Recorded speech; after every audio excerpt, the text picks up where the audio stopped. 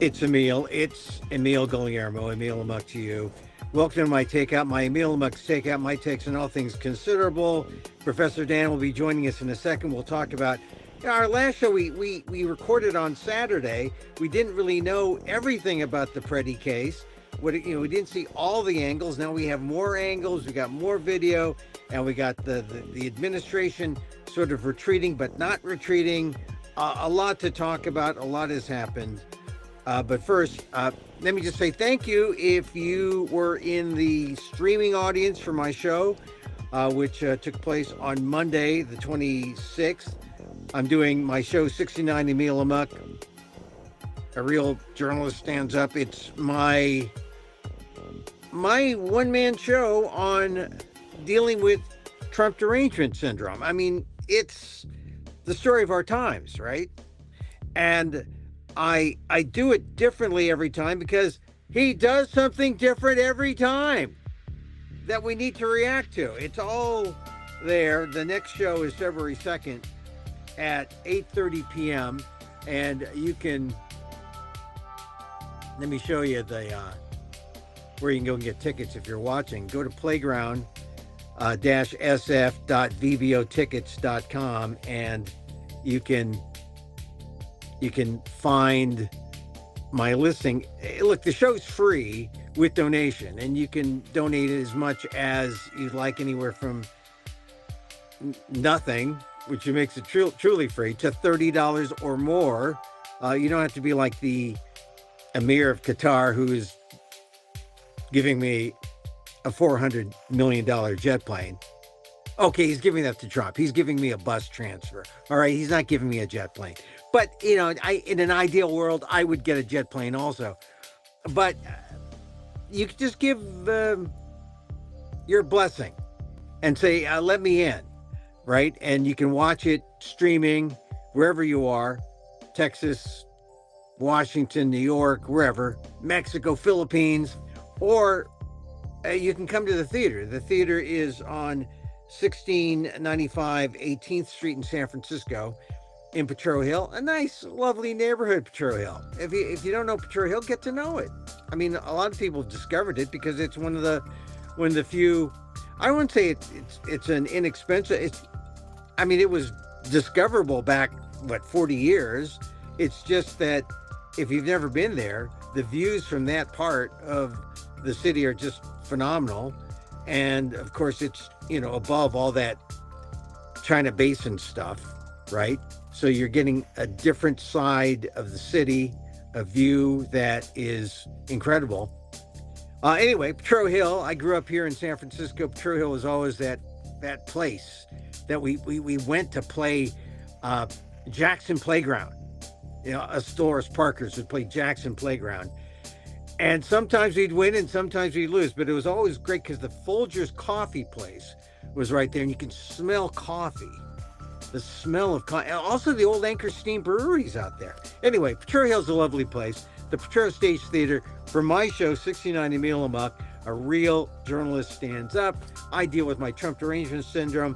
February 2nd, it's a Monday, 8:30 p.m. February 7th, it's a Saturday at 2:30 p.m. The 49ers aren't in the Super Bowl, so come be a 69er. Come be a 69er with me. Yeah, fun show. We had some good reviews wherever I've done this show, in Canada. This, I guess, is the first time I've done it in San Francisco or in the United States. I'm doing it in Fresno. I'm doing it in a couple other places throughout the year. But come see it now in its current form because we are right in the thick of it with Minnesota. We are right in the Venezuela. It's all happening now. And like every time I do this show, something happens. Like I did it in Fresno last year and the Oval Office thing blew up. Zelensky and Trump beaten up with J.D. Vance on Zelensky. I do it in Canada and the Epstein files, that blows up in Trump's face. I do it in Vancouver. Charlie Kirk is assassinated. I do it here now in San Francisco, and you got Minnesota. You got the state-sponsored terrorism in Minnesota going out of control, and Trump on the run. on the ropes. I guess that's debatable. I don't think he's given much space. He's taken Bovino out, but this guy Homan, he does not inspire confidence. And then what else happened? And then, of course, you had Venezuela. I'm doing this show when all that's happening. So come see the show, 69 Emil Amok, February 2nd at 8:30 p.m., February 7th at 2:30 p.m. at the Potrero stage. Go online, get your tickets. You can also stream it live for a small donation. It's all free. It's all free. I do it, my art, public service, but please support if you can. All right, so we do this show, Emil Amok's Takeout, and I do this every now and then. Most times when it's really important, I bring on Professor Daniel Phil Gonzalez. He's my friend, my partner in crime here on these days when we talk about the news. And he's not available. We can't see his face. We can't see his smiling face today. But Dan, we can hear your voice. Can you? We can hear it. And you pulse every time you talk. You pulse. So this is like not exactly an AI version. We're replicating AI, but behind the initials DPG is a real person. But Yeah. For the purposes of our show, I have to you're AI. apologize to your audience. I couldn't figure out what was wrong with the camera. It's my standard camera setup, and for some reason, it's being uncooperative. I can hear it trying to open the lens, but it fails. It sticks somewhere in between, so it has something to do with the lens. Not necessary to explain. We see a pulsing DPG, and for the purposes of this show, it is our version of AI on Emil Amok's Takeout. So, okay. All right. So look, Dan, the last time we talked, we did our show. We recorded it on Saturday morning. We didn't have everything in on Preddy, not all the angles, not all the analysis. But later on, it came out Saturday, and then I was stuck in that big snowstorm in New York. I got out. Thank goodness I got out by being a good Asian American and getting to the airport at 4 a.m. in the morning for a 7 o'clock flight. Yeah. And it was eerie. That's the best time to be there. I was the first one at TSA, and they still found an excuse to pat me down. I think but you smile every time they do that. And I'm just saying. Look, I'm a law-abiding phone number and I'm a law-abiding citizen, Dan. I was with you one time. You said, "Oh, do you come here often?"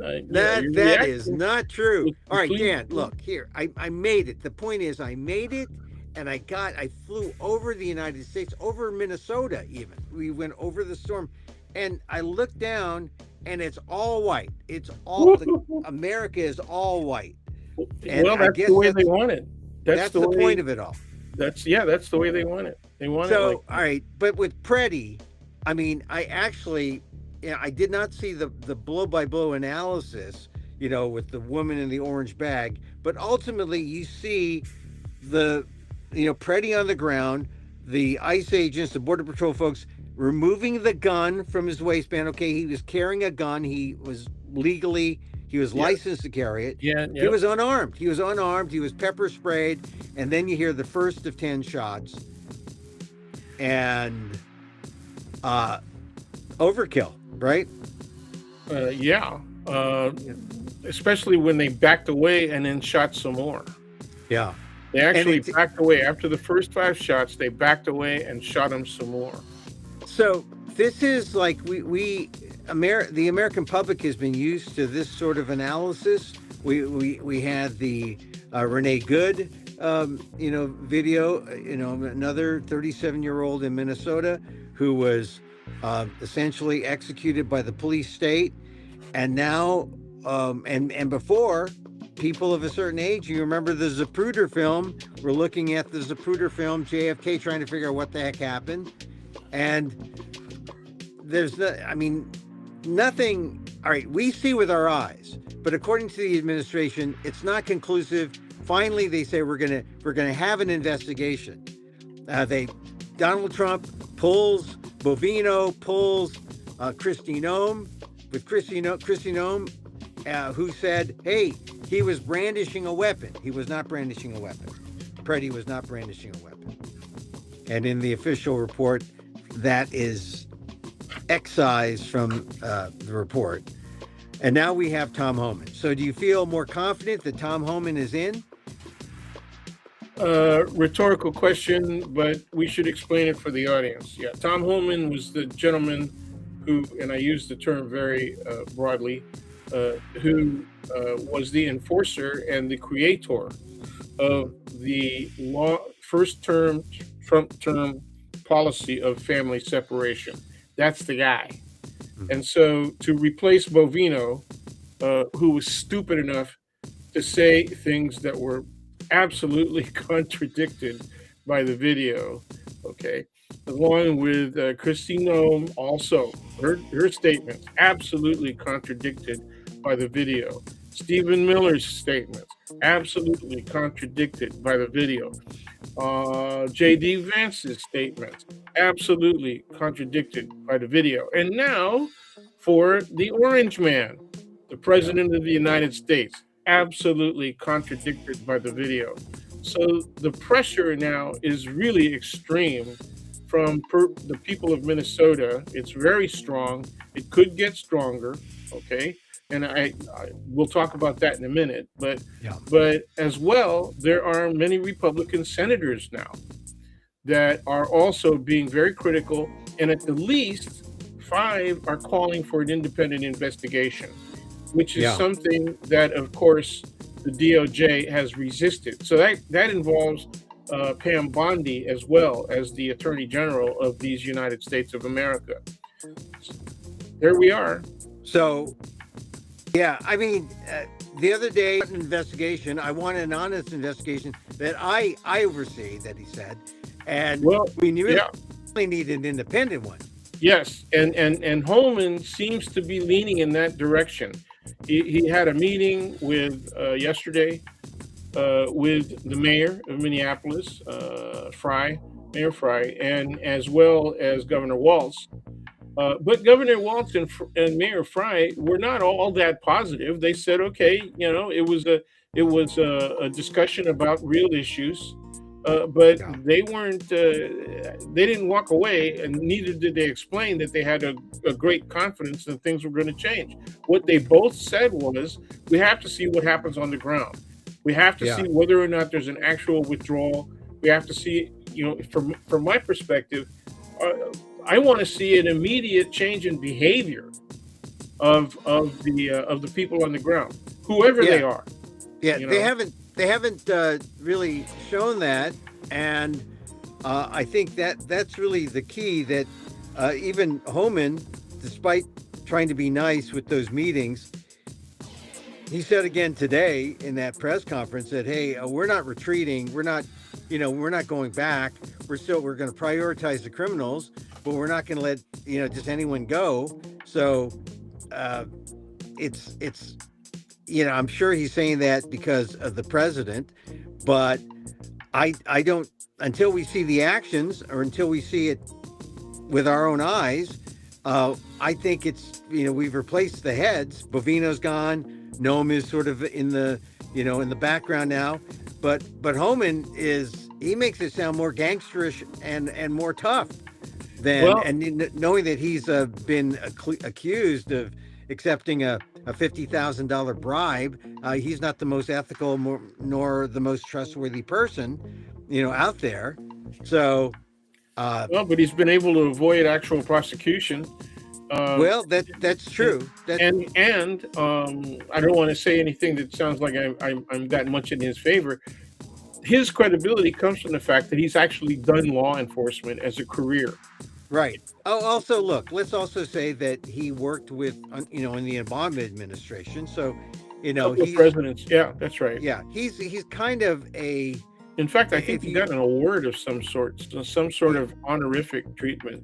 Yeah, well, someone's got to do the dirty work, even for the Democrats, and he was it. So, I mean, Obama deported a lot of people, and he had the right kind of you know, bulldog and Homan out there for him, and but Homan's not necessarily the most ethical guy out there. That's my only point, and so we'll see how he does. He's at least somebody that a lot of people, a lot of leaders on both Democrats and the Republican side trust. They trust Homan will, Yeah. won't go cowboy and rogue like What do Bobino. you think about that though? I mean, they have said things that sounded more hopeful. You know that Yeah, I think the Democrats said, well, at least he's more professional. They yeah, they stopped short of saying he's more ethical, right? yeah, Yeah. yeah. Because we know he's not. Well, I just think that all right, we're wait and see, but at the same time, I I think in the aftermath of last Saturday, I think people are more emboldened and they know that they've got to stand up, and they have a sense, the people have a sense that they're winning, and regardless of if we can definitively say Trump and the administration is in retreat, that there's a change, but are they in retreat? We know that the people feel their power and they're out there, and that's good. We need that to happen peacefully, non-violently, but the people have to be out there. Absolutely, absolutely. We should spend a little time talking about that. I mean, the force is gathering and the anger is rising, Mm-hmm. but you got to convert the anger, right, Mm-hmm. to a specific plan of action, and that specific plan of action has mentioned. Uh, well, they already did it. They did a 1 day general strike. General strike, yeah.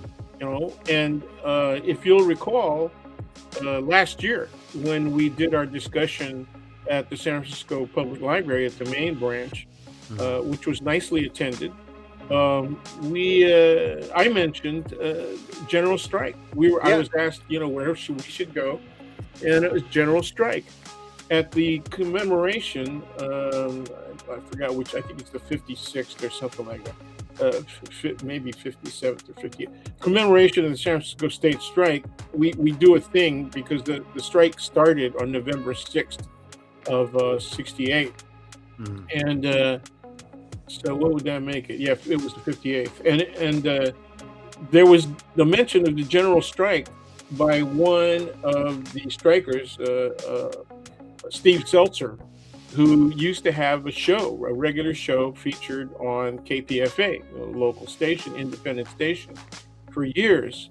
And he said general strike, and the whole room erupted and said, that's what we need now. I mean, several people said that's exactly what we need now. So people on the left, and particularly unions, okay, Yeah. which have experienced a resurgence thanks to the experience, well, the problems that they've encountered under the Trump administration, both Trump 1 and Trump 2. I was very confused. How did you feel about the fact that during Trump 1, there were several large unions that supported Trump? Yeah, well, I thought that was very strange, and I thought that was a split that Trump sought. Divide and conquer, right? It sort of worked, but I think it's coming back, especially when the economy isn't coming back. Today, Donald Trump at that cabinet meeting kept talking about affordability. How the crisis is over, right? He kept saying, no more affordability problems. Yeah. Yeah, which is a lie. So repeat the lie. This is a very Goebbels like technique. Repeat a lie and it becomes a truth in people's heads. But the affordability crisis is still there. So Yep. I think that what you're saying though, general strike, in things that I've read, where people talk about how do you deal with a lawless and lying, government. How do you deal with state-sponsored terrorism? General strike is one of those things, and it could be one day they announced another No Kings March for next month. I think people are getting around to thinking, yeah, it's okay to stand up, and the people are winning. It works, and so as long as they see these incremental gains that turn into bigger gains, I think we'll see people standing up and being emboldened. And even a Fox News poll today said 60% of the public are against these kind of tactics that the government is using, to enforce immigration, and a full 71% of independents. And these are all like double-digit increases since the last time they took these polls. This is a Fox poll, so this is the thing that the administration is responding to. Well, I guess we got to pull back, and I guess we'll have to see how much of a pullback it is, because they haven't figured out a way to withdraw troops or withdraw forces. And what is the conditional, right? The Homan says we'll withdraw personnel if we get access to the prisons, which is against sanctuary principles, right? They want access. The feds want to cross the line and get access into state and local incarceration facilities. And then there's also the whole idea about having access to voter rolls, using that as a enticement, which right? was an extortive request, if I can put it that way. Pam Bondi. Pam Bondi, the Attorney General of the United States of America, is saying, well, if you want us to loosen up on Minnesota, turn over your voting rolls. This is really incredible, right? This kind of behavior would be singly enough reason to impeach her, right? Under any circumstance. This is it. And I think you're going to see more senators move in that direction. The problem is, I don't think until the election in November, there's any chance that the impeachment process, which has to originate in the lower house, right. Would go forward. But the Democrats might want to threaten it anyway. They need the numbers, and they might get them in the midterms. But when you start grabbing voter rolls now, the big fear is not the midterms, but what kind of impact it might have. 28. 28. And because we got 3 more years of this. Maybe not. Maybe. Well, the thing is, when will Congress stand up and say we are equal partners in this in governing the United States? When will they stand up and say, Article 1, it's not total? Only if the Democrats take both houses. And even if they do they have the cojones? Do they have literally the Constitution? The courage, to do what needs to be done. I mean, they will have the power. If they take both houses, they will clearly have the power to do what needs to be done. Full persecution and prosecution of everybody who have committed constitutionally forbidden acts, both civil and criminal. We're talking about criminal behavior by people in high office, and they are not protected in the manner that the president is protected. Right. And I wonder if they know that the president has immunity, but these underlings who have given so much and have stated publicly they're ready to do whatever they need to please not the Constitution, but to please one man. I mean, I revisited the Kristi Noem book where she shoots her dog Cricket, who was a female puppy. So I guess it's not really a full bitch, but it was a female puppy, and who wouldn't do what she wanted to do. So she shot and killed the Cricket did some things to somebody's chicken coop, and that was the last straw for Kristi Noem. But what the relevant point is, Kristi Noem used that as an example to show people, to show America, that she was willing to do whatever she needed, willing to do whatever, no matter how, repulsive, no matter how, uncompassionate, she was willing to do whatever. And you know what? She has shown that. she has shown that cricket story people should revisit that in her memoir because she's doing exactly that, and she hasn't been kicked out. She hasn't been booted out by Trump. She's now no longer the face, which means maybe she can spend less on Botox than she is. But she's no longer the face of this project. But maybe she'll take a step back, like Pam Bondi has taken a step, and she's only inserts herself every now and then. But I don't know. Tulsi Gabbard, until the raid on Atlanta yesterday, Tulsi Gabbard, right? Yeah. Basically disappeared. Yeah, well, I think she has limited power, and it's like, look, there's no place like Washington where the term boss means something. Maybe in gangster land, but in Washington, a boss is a boss, and if the boss says, right, if the boss says jump, you say how high, right? And if the boss says don't jump, you just go off in your corner and twiddle your thumbs. And that's Tulsi Gabbard now, except now he needs her or wants her. But, the Democrat on the Intelligence Committee is saying, hey, if she's going to Georgia because there's a possibility that there might be some kind of intel breach or foreign thing going on, she's got to share that with her members of the committee, and she's pulling in Article 1, hey, this is for the boss. Boss is, he's supreme. We don't share with anybody. It's kind of, this is America, and we need Congress to step up, stand up.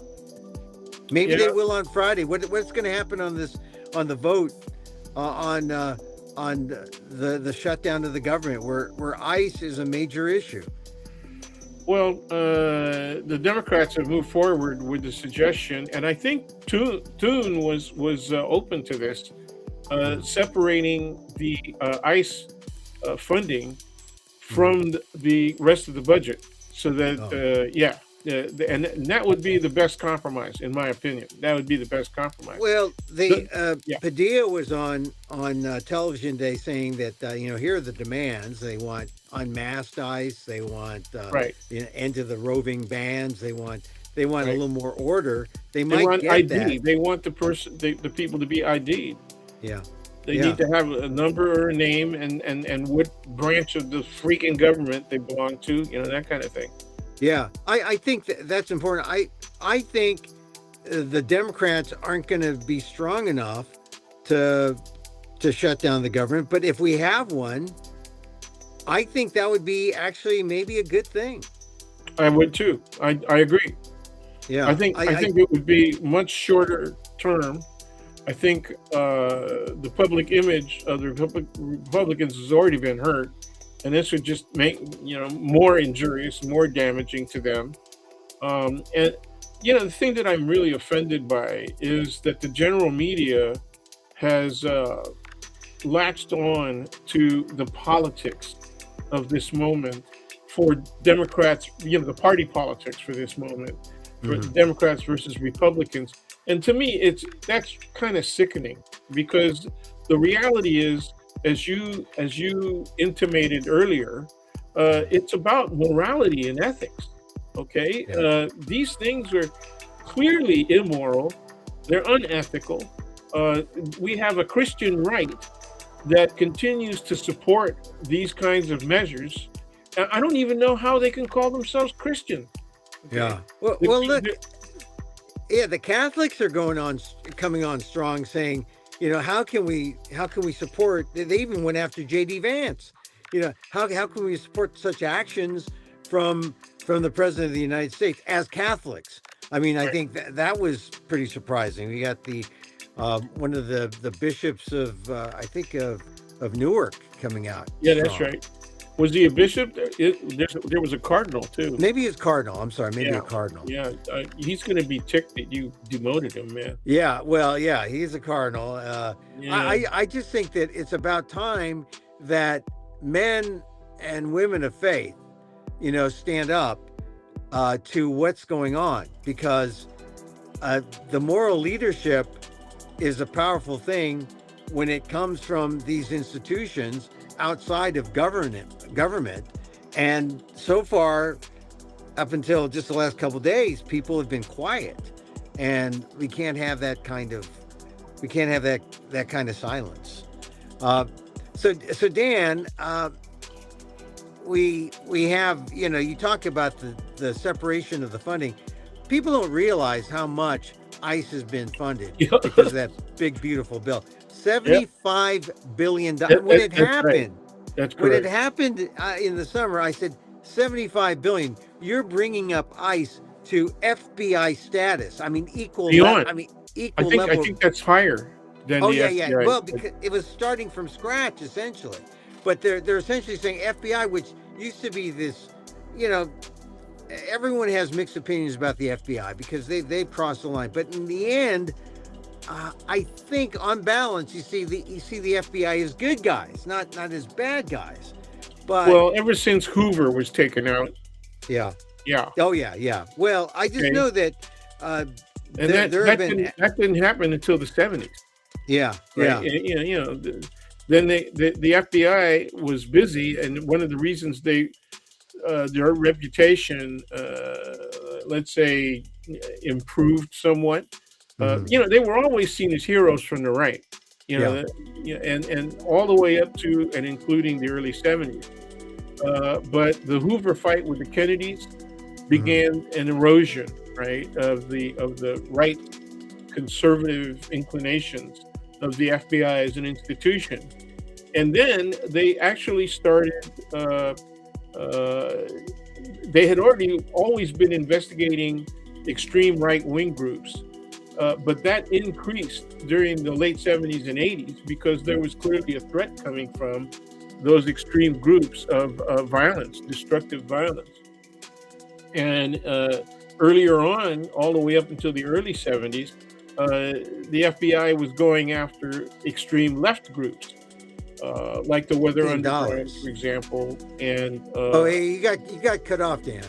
So, okay, yeah, the but Weather that's all right. Underground. Just The just FBI sum had up been about going the after the FBI. left, particularly groups like the Black Panther Party, the Brown Yeah, Berets, college radicals. The last time we talked, I said, they were busy taking our pictures and making a record of them. Also, they were yeah, busy filing very false, and very, very much falsified so-called documentation on a lot of the leading radicals, who I have interviewed over the years. Over about the past 20 years, I've interviewed a lot of the people who were also strikers like myself, and yeah.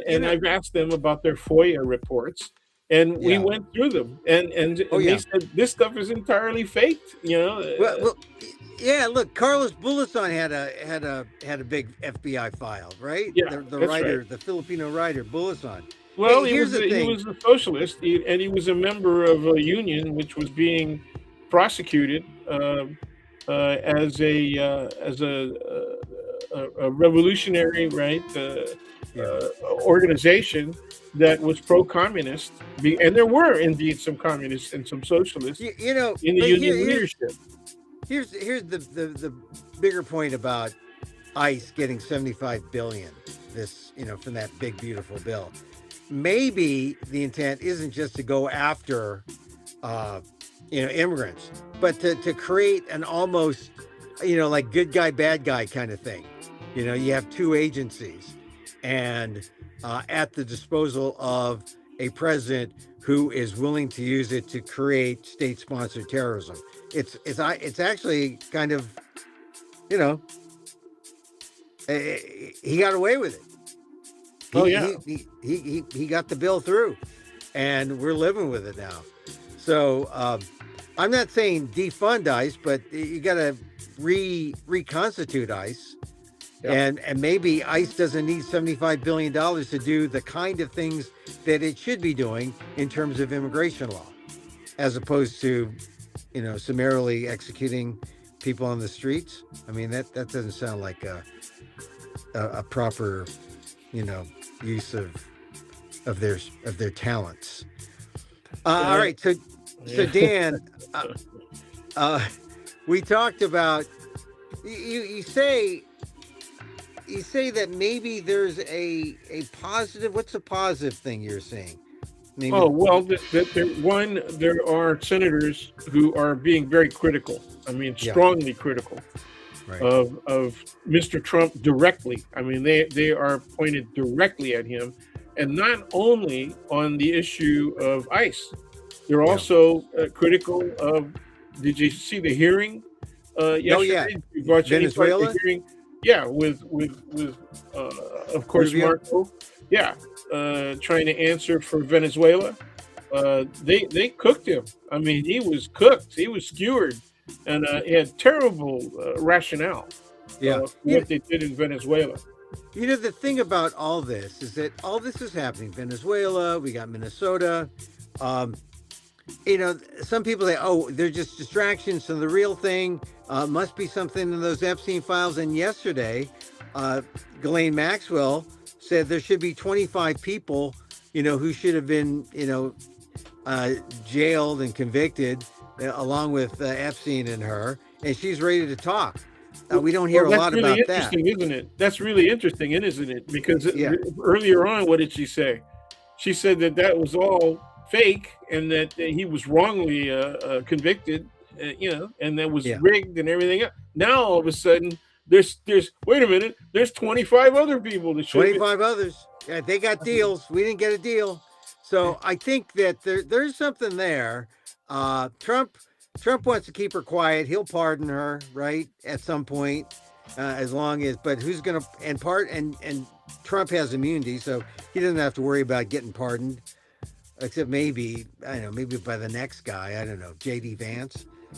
no, he'll just say, "Well, pardon me." Yeah, and so pardon himself. Yeah. All right, so look, let's say I think we went through all our lists. We talked about seeing Padilla, who's on some of the shows today. Oh, Melania has her new movie out. Are you going to the red carpet opening of Melania, the documentary? Did you hear that they had advanced sales and stuff all over the world, in one place in England and then also in Australia, and they sold one ticket as of yesterday. One ticket, man.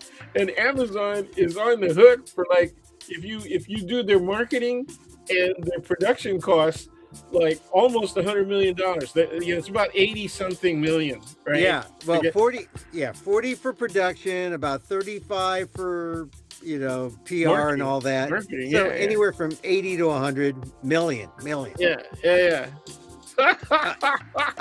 Look. As a performer, not a. You want to see the Melania. If you're curious about Melania, you want to go online and look for the early dark era of Melania. Yeah. Hey, That's look, where you want to go.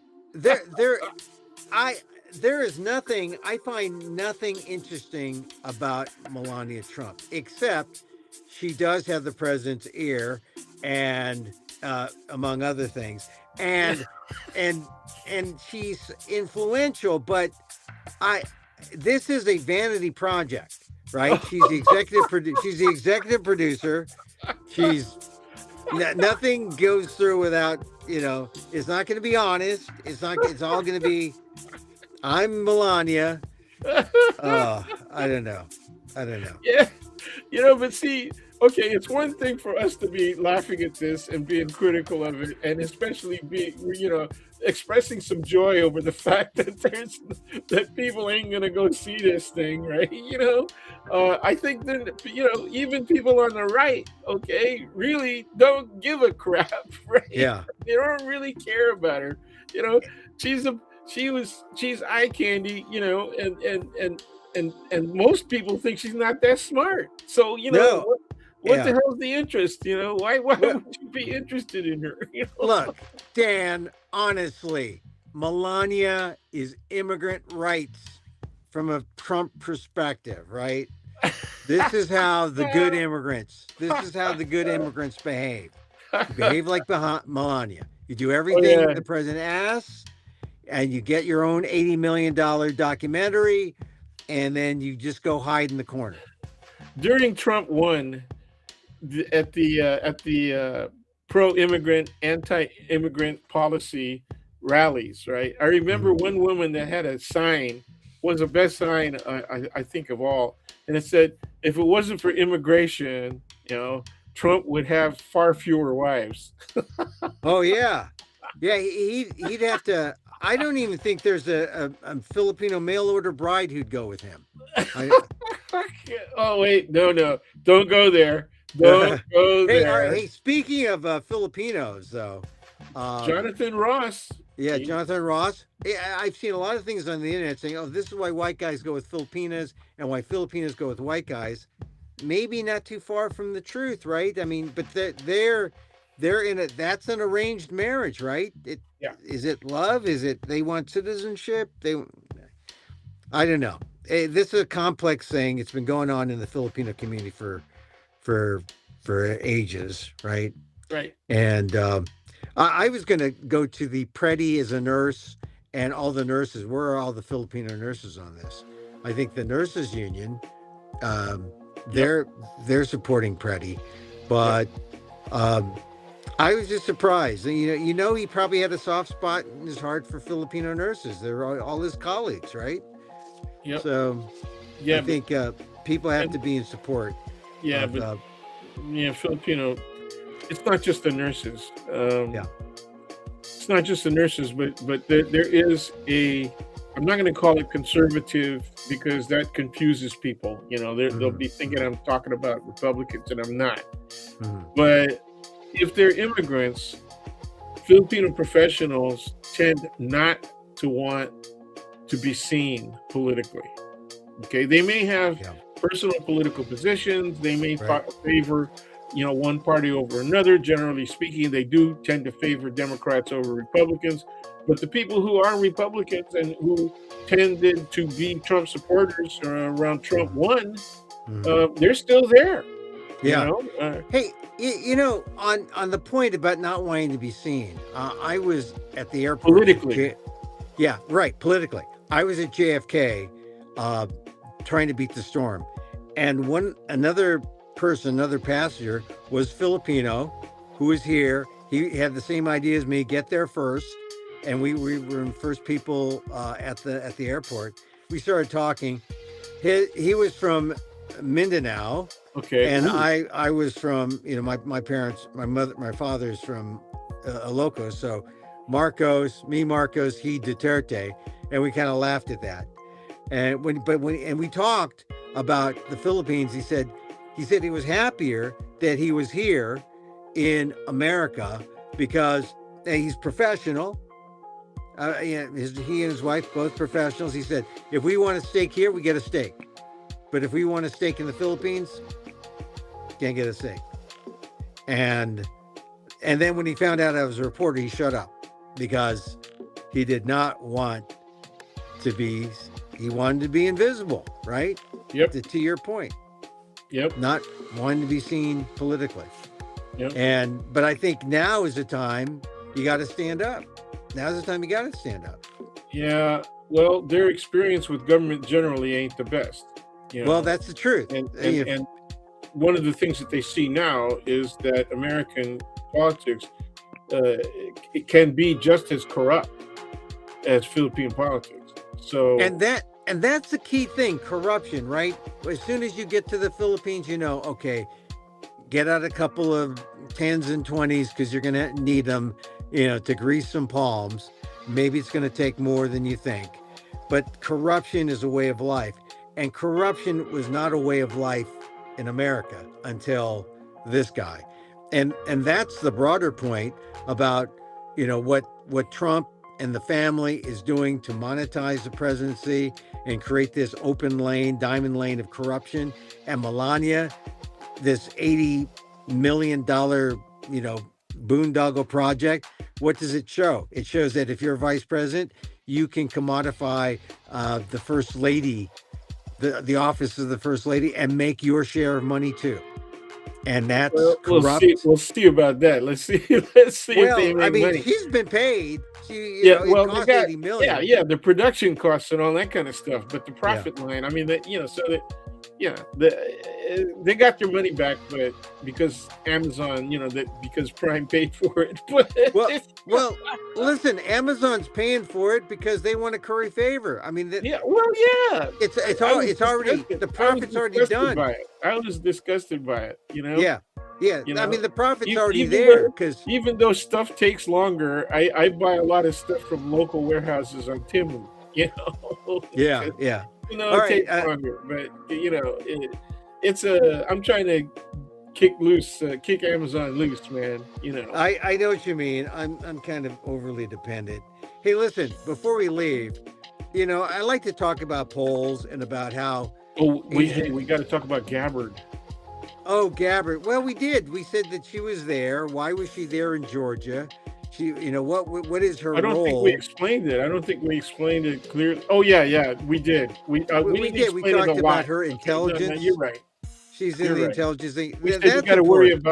you got to worry about 28. It's really about nullifying once again, the 2020 election.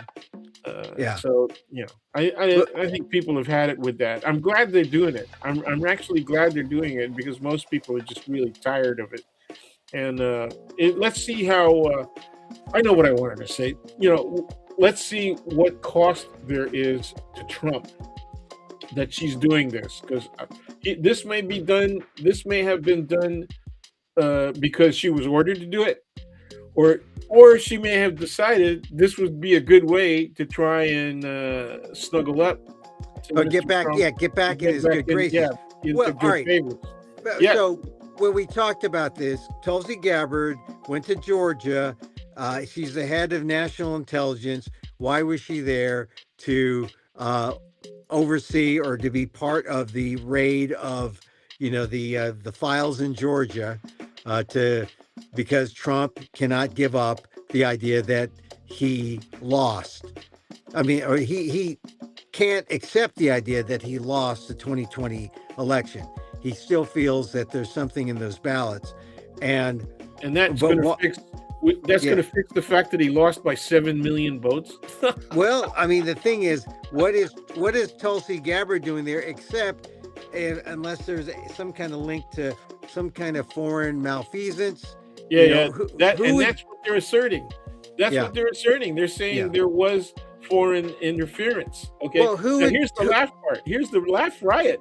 Who was it? Whose report said that there was indeed foreign interference in the 2016 election? Who? The Mueller report. Oh, the Mueller report. Yeah. Okay. Yeah. So go ahead. My position is go ahead, do it. Okay. But Yeah. they'd be violating states' rights. They'd be violating all kinds of state laws. Okay, and federal law as well. So they're clearly on the edge of tampering with elections. Okay. So don't forget, they've done the postmark thing. The red states have gone ahead and reduced the amount of time that people can do early voting. The red states have reduced the number of mail-in vote locations, right? All of that. They've done all of these things before, not to mention the age-old method of shrinking jurisdictions and districts, right, and shifting them around. And okay, Well, they've done all of that. I think when people see Trump so brazenly going, trying to vindicate himself over that 2020 loss, I think people will just say, well, they'll see this as some kind of psychological malady if they haven't yet. Yeah, And they'll say this guy is just absolutely crazy. Yeah. He doesn't deserve to be the president. This is a not well man. Yeah. This guy is not well. All right, so I just want to go. This thing came up, and it's a poll. I love polls. This is a survey by AAPI Data, the AP and NORC Center for Public Affairs. 1,029 respondents, and AAPI adults. They really looked at us, and so I wanted to just talk for a second. Nearly half of the 1,000 respondents cited inflation or the cost of living as a top concern. Just 10% said they are confident the federal government will make progress on major issues. So, I mean, it gives us it gives people a sense of this is Asian American, this is how Asian Americans feel. I think that's right. Most Asian Americans are concerned, just like everyone else, about inflation and affordability. Yeah, I And mean, they're not confident that the government's going to do anything about it. my experience, Yeah. Asian Americans and Asians generally, new immigrants and all the rest, Asians in Asia, Yeah. are very attuned to how far their money's going or not. Yeah. Yeah. Okay, they're very attuned to that, and so it's not a surprise that poll offered those results. It's just not at all surprising. Yeah, it's all economics. They said, let's see. While 58% of AAPI adults expect the national economy to worsen in the coming year, fewer, 35%, say their own financial situation will decline. So they're confident they can hang. 45% expect their finances to remain about the same, and 19% anticipate improvement. Lower income households are significantly more likely to expect financial deterioration than those making 100,000. Which is, well, what do you think about that? I think that shows that they understand their own circumstance. Yeah. That they're pragmatists. Yeah. You know? And it shows the diversity within the community. We're not all crazy rich Asians. Some of us are crazy poor ones, and poor is defined very broadly. But we're feeling it. Immigration remains a top tier issue.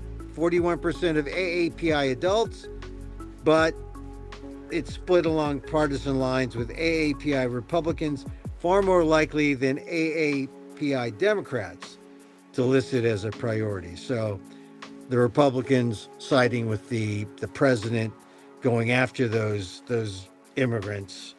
But interesting that that also is very telling. Yeah. That also is very telling. There were a lot of Filipinos, if we can talk about our own community. Sure. There were a lot of Filipinos who sided not only with the president, but who took positions under all of over the past 60 years. Yeah. That 40%, I think, the last number I saw. Sure. Yeah. I mean, it's over the big. years, they clearly, people who are already in the United States had quasi-nativistic attitudes towards TNTs, right? Tago ng Tagos, people who, and we don't enter illegally. Yeah. We enter legally because it's a hell of a swim, across the ocean. The TNTs are, and then their visas expire, and then they overstay. So that's what makes them undocumented. And they're not undocumented. They are, in fact, illegal. Because they're documented. They got documents. The documents expire. Yeah, that's right. Exactly. Well, what's funny is you're right. I mean, there is a split between native-born people like you and me, born to first-generation immigrants, and those who, come later, those who are naturalized, those who are, newer immigrants versus, more established immigrants and their offspring. And it's really I think the reason why there hasn't been the only unity we have is that, we're Filipino. There's, that's something, right? And then we get into, but you're not Filipino enough. I've heard that. We're not authentic. We're not authentic. And then you have the regional variations, although that doesn't have much meaning in the younger generations. People under 30 or so, they don't really care that much about that. But in the others, it's a big deal which region you're from, and that's very evident in what you cited earlier, with the person that you met, the gentleman that you met at the airport, Oh, from was Mindanao, from the yeah, south, and so yeah, he was Duterte land, and you're from the north, and supposedly, right, at least on your dad's side, yeah. you're a Marcos person, right? Marcos, So, yeah. yeah. Well, those differences are real, and sometimes we go in and out. We zoom in when it helps us, we zoom out when it helps us, or it's it's situational. Okay, I agree with that. Yeah, Yeah, unfortunately, it's it's the element of pragmatism. yes, yes, yes. So Dan, I just wanted to get that poll out there because we talk about Asian Americans. Uh, the headline is that Asian Americans are uneasy about what comes next. I think we all are uneasy, and most of us, only 10% think that the government's going to fix anything. So we just move ahead and try to deal with our lives. It's not easy. So Dan, I have to say that after Saturday, when we first talked about Pruddy, I was uncertain what was gonna happen. It was kind of scary. It's it's a little better because Trump is sort of pulled back, but we don't know, as we discussed earlier in the hour, we don't know exactly what that means with Tom Homan in charge, and we're still kind of just waiting and seeing. And in the meantime, people in their locales should uh, band together and take action, some kind of, certainly nonviolent action. Any kind of action is nonviolent, but purposeful nonviolent action, standing up to what they perceive in their community to be happening. Yeah, I don't know. I'm kind of hopeful now, Mm-hmm. and the interesting thing is that for me, the hopefulness comes from the fact that the language being used by Republicans in the Senate, right, Yeah, is strong, is much more strident than yeah, I expected, and so it shows a willingness to be critical at the least. yeah. In some instances, like Tillis, if Oh you yeah, listen Tom carefully to his Tillis. Yeah, criticism, when you listen to his criticism, it's not as strong as Toon's criticism. And uh, it's not as strongly based on bad policy as it mm-hmm. is just bad behavior. That kind of thing, and Yeah, and that's not enough. Talking about the president of the United States as though he's just got a behavioral problem. That's not enough, man. yeah, Because as you said, Congress has actually, the other side of your comment is you're saying they got to stand up, right? Well, yeah, both parties have allowed the executive to concentrate power, right? yeah. Over the past, ever since Nixon, they Well, allowed this to happen. yeah, but this is part of the degradation of the system, right? We had co-equal branches of government, and now we have the strong presidency. We have the strong Article 1 presidency, and no one's pushing back. And so it's time. And we also have a supplicating Supreme Court. Oh yeah, yeah. The third branch, the So third. so you in effect, right? They've got all three. Yeah. They've got all three branches in So effect. yeah, You know, so do the Democrats? Okay, do the Democrats have what it takes to push for campaign reform, oh, campaign finance it reform? always comes back to that, though. You're right. You're right. And I know you've always been mentioning that, but it's true. Um, you know, to try to Well, I'm overturn. hoping that it takes. I'm hoping that the concept general strike Yeah. and campaign finance reform. I'm hoping that if I say it often enough, the people in our audience will take that to their own discussion with neighbors and family or whatever, Yeah. and get the point across. Well, That's what needs to be done. well, let's hope. Let's hope. All right, Dan. Look, thank you for being here with us as always. We got AI Daniel Phil Gonzalez. I kind of like it. Yeah, yeah. You know, I mean, for you look better for me. I mean, yeah, you know, so Yeah. I'm not distracting with my white locks No, but the white locks are from good. It's a good contrast. But yeah, now we just explain this away as AI, and it's yeah, perfect. It's yeah, perfect. yeah, It's modern. yeah. It's modern. All right, Yeah. Dan. Well, people will say that he's not artificially intelligent enough. Yeah. Oh, yeah. They'll say that. Yeah. All right, Dan. All right. Yeah, take I care, really man. appreciate you calling me Yeah, on, and and we'll be in touch happy Thursday. we'll be in touch offline. But uh, tell your friends about Emil Amok 69 at Potrero Stage. They can see it. It's by donation, and we'll talk off camera anyway. Thanks, Dan. Take care. There he goes, Daniel Phil Gonzalez, my friend. We usually come on Thursday or Friday. I wanted to give him a boost on Friday to get out. I mean, and then we come on when there's news. Like we talked about Preddy last Saturday before, really as it was happening. We didn't have all we didn't see all the views of all the videos, and it's worse, right? I mean, I hadn't seen the agent take the gun from the waistband of Preddy, so Preddy was unarmed, and people. Some original reports said he was an armed man. Was it the cell phone? Were people reacting to a cell phone? I mean, it's so we come on and we talk about stuff, and a little calmer today, maybe, but not so much. I mean, what is Tom Homan going to do as the border czar takes over in Minneapolis? We'll have to see. Anyway, thank you for joining us. You can catch all of this on YouTube. That's where we put it.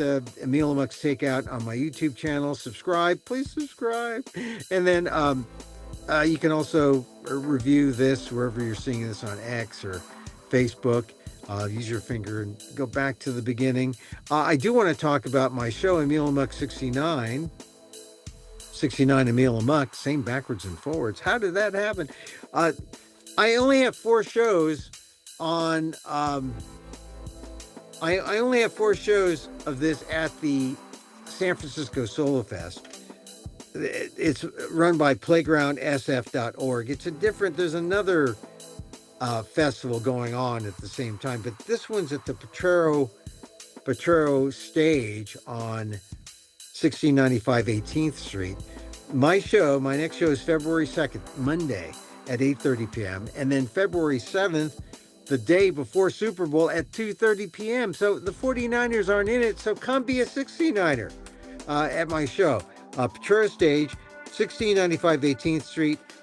Get a ticket by going to playground-sf.org/solofest. Get your ticket, pay what you will, donation, come in free. Or if you say, Emil, I love you, but I don't want to go to Potrero Hill. I'll see it live. Okay, stream it. Get a streaming ticket. Pay what you will. Here's the QR code that'll get you to that'll get you to where you have to go. QR code. People love QR. You either love QR codes or you hate QR codes.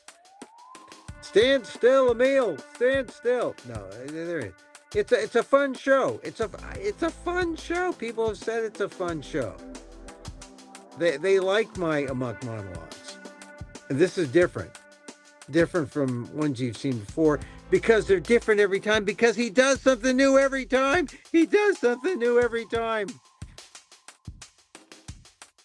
So there, come see it, please. It's not like you're buying a ticket to see Melania's documentary. Although, look, I feel for her. That's a certain amount of empathy that I have for Melania Trump. All right. We end with a little meditation, because I am good at the art of doing nothing. And so, as I wish for me, I wish for you. May you be safe. May you be happy. May you be healthy. And may you live with ease. Emil Guillermo here. Till next time. Mahal Kita.